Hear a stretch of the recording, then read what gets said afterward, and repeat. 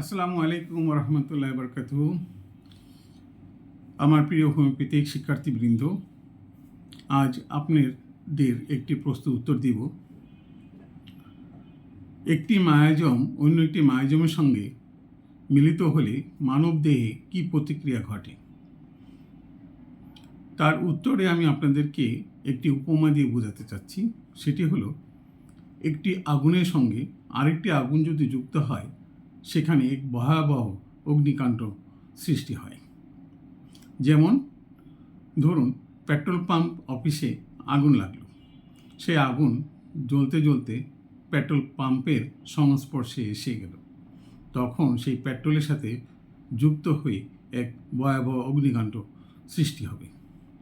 তেমনি মানবদেহে সোরা মায়াজমের সহিত সাইকোসিস মায়াজম যুক্ত হলে, অথবা সোরা মায়াজমের সহিত সিফিলিস মায়াজম যুক্ত হলে মানবদেহে অধিক এবং গভীরতম দীর্ঘস্থায়ী একটি রোগের চিত্র সৃষ্টি হবে, যা আরোগ্য করা খুবই কষ্টসাধ্য ব্যাপার।